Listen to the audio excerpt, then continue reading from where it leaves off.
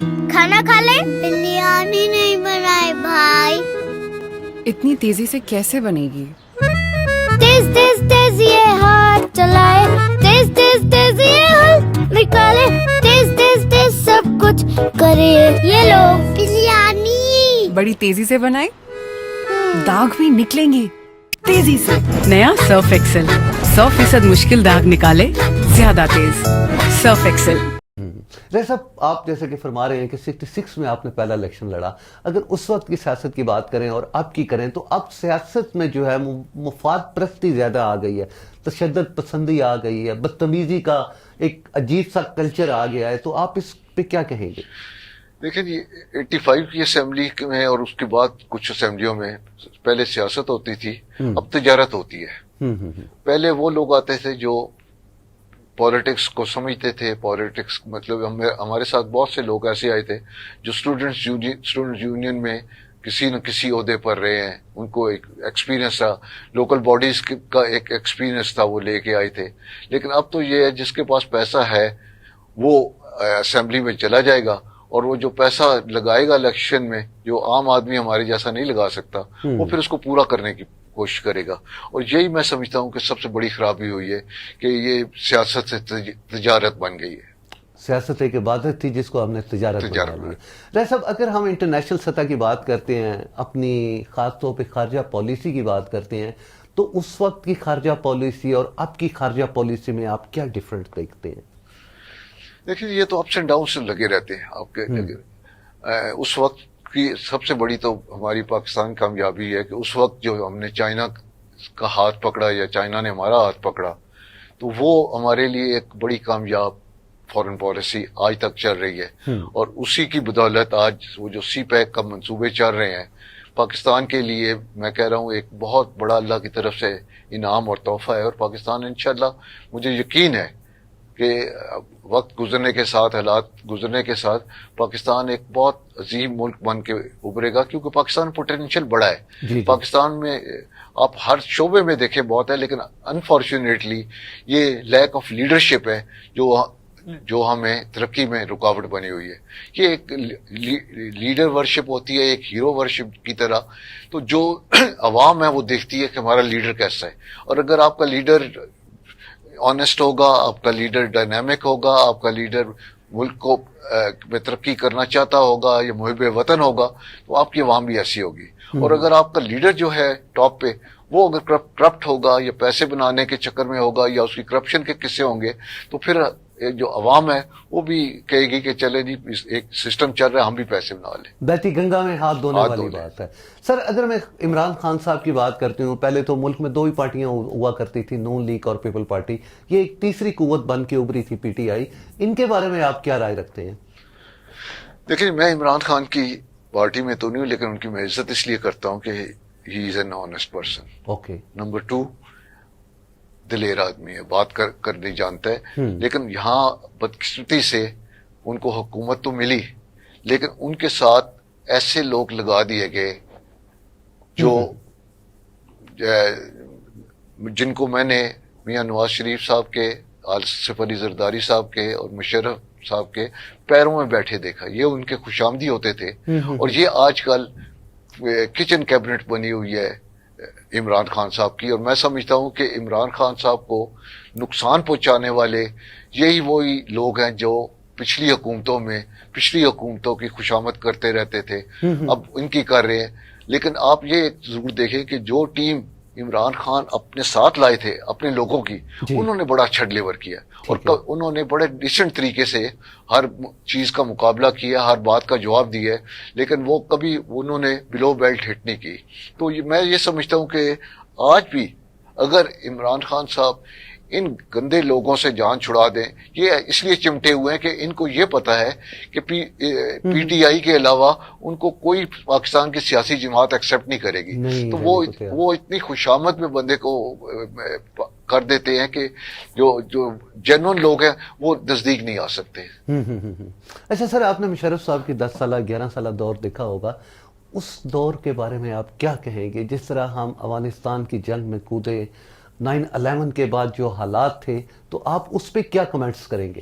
دیکھیں اس ملک کی تباہی کی سب سے بڑی جو چیز ہے وہ مارشل لا ہے. چاہے وہ ایوب خان کا مارشل لا ہو, چاہے وہ یحییٰ خان کا مارشل لا ہو, ٹھیک ہے, چاہے وہ ضیاء الحق کا مارشل لا ہو, چاہے وہ مشرف کا مارشل لا ہو. مارشل لا میں ملک آگے نہیں جاتا. وقتی طور پہ جو سپر پاورز ہیں اپنا فائدہ اٹھانے کے لیے ان کو استعمال کرتی ہے اور وہ استعمال ہوتے ہیں. اور لیکن اس کے بعد جو ہوتا ہے, جیسے میں نے کہا جنرل ضیاء الحق کے بعد ہمارا پورا کلچر تباہ ہو گیا. لوگ ڈرگس پہ آپ دیکھ لیں گے آگے, لوگ کلشن کاف کلچر یہاں پیدا ہو گیا. اسی طرح مشرف کے بعد بھی یہی ہوا. پیسہ تو آتا رہا, ڈالر تو آتے رہے, لیکن ہماری قوم آگے کی بجائے پیچھے چلی گئی. اس کے علاوہ جب سول گورنمنٹ کوئی بھی ہو اس میں کرپشن کے بھی معاملات آتے رہے, لیکن وہ آگے کی طرف بڑھتی گئی اور ترقی کرتی گئی. اور واحد حل اس کا یہ ہے کہ ہم اس ملک میں ایک مکمل جمہوریت لائیں, جمہوری سوچ رکھیں اور اپنے وقت پہ الیکشن ہو, جو گورنمنٹ بنے اس کو پورا ٹائم دیا جائے. اچھا, ایسا ابھی آپ نے مارشل لا کا ذکر کیا کہ مارشل لا کسی صورت میں بھی اچھا نہیں ہے. آپ کیا سمجھتے ہیں یہ ہمارے جو سیاستدان ہیں ان کی کمزوریوں کی وجہ سے مارشل لا آتا ہے, یا اگر ہم کہیں کہ ہماری فوج جو ہے وہ اقتدار کی لالچی ہے, تو دونوں جی میں سمجھتا ہوں یہ سپر پاور کی خواہش کے مطابق آتا ہے. جب انہوں نے اپنا کوئی کام لینا ہوتا ہے تو ان کو پتا ہے کہ سول گورنمنٹ اور پولیٹیشین یہ کام نہیں کریں گے. جیسے ابھی حال ہی میں عمران خان صاحب نے ایک بڑا تگڑا بیان دیا ہے کہ نو وے, کسی جی ایبسولوٹلی ناٹ والی بات کی. تو اس طرح کی وہ جو ہے وہ سویلین ہی کر سکتے ہیں. باقی مارشل لا جب لگتا ہے اور جو آدمی جس کو کرسی بٹھاتے ہیں اس کو ملک سے زیادہ اپنی کرسی کی فکر رہتی ہے, اور وہ یہ چاہتا ہے کسی طریقے سے میری کرسی کو نہ چھیڑا جائے, ملک کے ساتھ جو مرضی ہے کھیواڑ کیا. اچھا سر, آپ جیسا کہ خان صاحب کہہ رہے ہیں بیرونی سازش تھی, امریکہ کا ہاتھ تھا اور ہمارے لوگ اس کا ایک اعلیٰ کار بنے, آپ کیا اس بات میں کتنی صداقت دیکھتے ہیں؟ دیکھیں جی یہ جو عمران خان صاحب نے ایشو بنایا, میرا خیال اتنا بڑا ایشو نہیں ہے. امریکہ, یہ ضروری بات ہے کہ امریکہ کا انٹرسٹ ہر جگہ اپنا ہوتا ہے, اور خاص طور پہ امریکہ یہی چاہتا ہے کہ جو گورنمنٹ ہو اس کے انگوٹھے کے نیچے ہو. عمران صاحب نے شاید اس طرح کے وہ تابعداری نہیں دکھائی یا ان کی وہ خواہشات پوری نہیں کی, جس کی وجہ سے حالات ایسے بن گئے کہ ایسے لوگ ہیں جو اسٹیبلشمنٹ کے کہنے پہ یا کسی اور کی وجہ سے جنہوں نے اتنا بڑا یہ قدم اٹھایا ہے. اور میں یہ سمجھتا ہوں کہ نقصان کسی کا نہیں ہوا, نہ عمران خان صاحب کا نہ کسی اور کا, بلکہ ملک کا بہت بڑا نقصان ہو گیا کہ ایک چلتی ہوئی حکومت جس کا میعاد ابھی تقریباً 1.5 سال رہتی تھی وہ پوری ہو جاتی تو پھر شاید اس ملک میں کوئی بہتری آ جانی تھی. سر عدالتوں کے بارے میں کیا کہیں گے؟ پاکستان کی عدالتوں قانون کے بارے میں آپ کو کیا رائے رکھتی ہے؟ دیکھیں جی میں لوگ جو کہہ رہے ہیں, میں ذاتی طور پہ میں سمجھتا ہوں کہ سپریم کورٹ نے اور خاص طور پہ ہائی کورٹ اسلام آباد نے بڑا میجر رول پلے کیا ہے, اور بڑے بر وقت پہ بڑے صحیح فیصلے کیے. ہماری بدقسمتی یہ ہے کہ اگر میرے حق میں فیصلہ ہوگا تو میں واہ کروں گا, اگر میرے خلاف ہوگا تو میں اس پہ کرٹیسائز کروں گا. لیکن میں ایز این انڈیپینڈنٹ, کیونکہ میرا کسی پولیٹیکل پارٹی سے تعلق نہیں ہے, میں سمجھتا ہوں کہ اس وقت جو ان پچھلے چند ہفتوں یا مہینوں میں جو فیصلے ہوئے ہیں سپریم کورٹ کی طرف سے اور اسلام آباد خاص طور پہ اسلام آباد ہائی کورٹ کی طرف سے, وہ قابل تحسین ہے. سر رشیا کے دورے کے بارے میں کیا کہیں گے جو ہمارے سابقہ پرائم منسٹر عمران خان نے کیا تھا؟ کیونکہ انڈیا جو تھا وہ رشیا کے بڑے قریب رہا, ہمیشہ اس نے ان سے بڑا فائدہ اٹھایا, لیکن ہم رشیا سے بڑے ہمیشہ دور رہے. تو جبکہ یہ ہمارے جو سابقہ پرائم منسٹر عمران خان کا جو رشیا کا دورہ تھا اس کو آپ کس نظر سے دیکھ رہے ہیں, اور پاکستان کی مفاد میں تھا یا کہ نہیں؟ بالکل پاکستان کے مفاد میں تھا, اور بالکل انہوں نے دورہ بڑی اچھی بات کی, بڑا اچھا قدم اٹھایا اور ساروں کو آن بورڈ لے کے یہ کیا تھا. ان کا یہ دورہ جو تھا وہ ان کی ذات کے لیے نہیں تھا, وہ ملک کی بہتری کے لیے, ترقی کے لیے تھا. اور وہ جو بات کرتے تھے میں اس پہ بھی اتفاق کرتا ہوں کہ ہم نے کسی کے ساتھ پارٹی نہیں بننا, ہم نے سب کے ساتھ رکھنی ہے. انڈیا دیکھے بالکل جا کے امریکہ کی گود میں بیٹھا ہوا ہے, اور لیکن پھر بھی رشیا سے ابھی تک وہ فائدہ اٹھا رہا ہے. بالکل اسلحہ سارا وہ وہاں سے لیتا ہے, ابھی تک وہ جو ہے تیل وہاں سے لے رہا ہے, اور ہم پہ پابندیاں عائد کی جا رہی ہے کہ وہاں سے ہم ان کے ساتھ کسی قسم کا بزنس نہ کریں. اس کے علاوہ سر یہ بتائیں، جو خان صاحب نے اوورسیز کو ایک ووٹ کا حق دیا تھا، چونکہ ہماری اکانومی جو ہے اوورسیز پہ بھی بڑا ڈیپینڈ کرتی ہے، اس کے علاوہ جو ہر وہ جماعت ہم دھاندلی کا ہم اکثر ذکر کرتے ہیں، جو جماعت ہارتی ہے وہ اکثر یہی کہتی ہے کہ الیکشن میں دھاندلی ہوئی، اور جو الیکٹرانک ووٹنگ مشین تھی، آپ کیا سمجھتے ہیں یہ دونوں چیزیں بہتر نہیں تھی پاکستان کے لیے؟ میں تو دونوں سے متفق کرتا ہوں. اوورسیز پاکستانی دیکھیں جی، اوورسیز پاکستانی کی جو پیسہ پاکستان میں ڈالرز آتے ہیں، اس کی وجہ سے پاکستان کی اکانومی چل رہی ہے. جی بالکل. اور وہ جتنا ہم سے، میں جاتا ہوں باہر، جب بھی جاتا ہوں دیکھتا ہوں کہ ہم سے وہ زیادہ محب وطن ہے، کوئی شک نہیں. اور ایک اگر اچھا قدم چاہے کوئی بھی اٹھائے، عمران خان صاحب نے اٹھایا تھا اچھا قدم اوورسیز پاکستانی کو ووٹ کا حق دینے کا، تو میں سمجھتا ہوں کہ وہ میں ٹوٹلی 100% اس کے حق میں. آپ اس سے ایگری کرتے ہیں؟ اچھا سر، اگر ہم افغانستان کی طرف چلتے ہیں، جس طرح عمران خان صاحب نے مذاکرات کے ذریعے امریکہ کو یہ یقین دلایا کہ آپ یہاں کبھی بھی کامیاب نہیں ہو سکتے طاقت کے بل بوتے پہ، انہوں نے وہاں سے امریکہ کو نکالا. اس کے بعد افغانستان جو تھا وہ کافی پاکستان کے کلوز بھی ہوا، اور انڈیا کی جو اربوں ڈالر کی وہاں پہ انویسٹمنٹ تھی، انڈیا کو بھی ایک بہت بڑا دھچکا لگا. آپ اس پہ کیا کمنٹس کریں گے؟ کیا یہ عمران خان کے اقدامات بہتر نہیں تھے؟ دیکھیں جی، ہم جو ہے وہ اپنے نیبرز ہیں، ان کو we can't change our neighbours. Hindustan ہوا، ایران ہوا، چائنا ہوا، ایون انڈیا ہوا، ان کے ساتھ ہمیں اچھے تعلقات رکھنے چاہیے، اور رکھنے کی ہم نے ہمیشہ کوشش کی ہے. یہ ہے کہ انٹرنیشنل لیول پہ اب انڈیا کے چونکہ ایک بہت بڑا ملک ہے، یہاں ساری پہلے تو وار دوسری ہوتی تھی، اب اکنامک وار ہے. اب امریکہ دیکھتا ہے کہ ہمیں کس سے فائدہ، انڈیا سے زیادہ فائدہ ہے یا کسی اور سے. اب وہ جب دیکھتے ہیں کہ اس خطے میں چائنا ایک سپر پاور بن کے ابھر رہی ہے، اس کو کاؤنٹر کرنے کے لیے انہوں نے انڈیا کو اپنا بغل بچہ بنایا ہوا ہے اور انڈیا کو دے رہے ہیں. لیکن میں یہ سمجھتا ہوں کہ پاکستان کی پالیسی ابھی تک افغانستان کے لیے، چائنا کے لیے، ایران کے لیے، ایون انڈیا کو بھی ہم نے آفر کی تھی کہ دونوں کی غربت ختم اسی صورت ہو سکتی ہے کہ ہم آپس میں اکراس دا ٹیبل بیٹھ کے بات کریں اور اپنے مسئلے گفتگو شنید سے حل کریں. سر، جس طرح ایران جو ہے امریکہ کی آنکھوں میں آنکھیں ڈال کے بات کرتا ہے، جیسے کہ آپ نے چلیں پہلے بھی کہا کہ آئی ایم بیگر، جب آپ کسی کے قرضہ لیتے ہیں تو ظاہر ہے اس کے آگے بول نہیں سکتے، تو پاکستان کو اپنی پالیسیوں کو کیسے چینج کرنا چاہیے؟ کیا ہمارے سیاستدانوں کو بہتر ہونا چاہیے، یا ہماری اسٹیبلشمنٹ کو اپنی پالیسیوں میں کوئی چینجنگ لانی چاہیے؟ دیکھیں جی، میرا ایمان ہے کہ جب تک اس ملک کی عوام ٹھیک نہیں ہوگی، جب تک اس ملک کے عوام اس چیز کا فیصلہ نہیں کریں گے کہ میرٹ پہ ہم نے اپنے ممبرز کو منتخب کر کے لانا ہے، نہ کہ ہم نے پیسے لے کے یا کوئی اور وقتی فائدہ اٹھا کے برادری بیس پہ یا اس طرح لوگوں کو اسمبلیوں میں بھیجنا ہے، اس وقت تک آپ کے ملک ٹھیک نہیں ہو سکتا. کیونکہ جو میرٹ پہ جب آئیں گے لوگ، تو جس طرح میں سمجھتا ہوں کہ کچھ لوگ عمران خان صاحب کے ساتھ میرٹ پہ آئے ہیں اور انہوں نے اس دفعہ ڈیلیور کر کے دکھایا ہے. ٹھیک ہے سر. اس کے علاوہ جو آپ نے سندھ اسمبلی میں دیکھا ہوا، لوگ 20-20 کروڑ لے کے بیٹھے ہوئے تھے، اپنی جو ہے وہ پارٹیاں چینج کر لیں، ان لوگوں کے بارے میں آپ کیا کہیں گے جس کو عام لفظوں میں لوٹا کہا جا رہا ہے؟ لیکن یہ تو شروع سے ایک ہمارے ملک کا کلچر بنا ہوا ہے، چلتا آ رہا ہے، اور بدقسمتی سے کوئی ایکشن نہیں ہوا جس کی وجہ سے آج تک اس پہ ہوا. اور ابھی کچھ میں سمجھ رہا ہوں کچھ ایکشن شروع ہوا ہے، اللہ کرے یہ ایکشن. اور جب وہ میری بات ہے کہ اگر یہ لوٹے بنے ہیں، انہوں نے پیسے کسی نے لیے ہیں، اور وہ اگر الیکشن میں جاتا ہے اور اگر پھر جیت کے آ جاتا ہے، پھر اس ملک کا اللہ ہی حافظ ہے.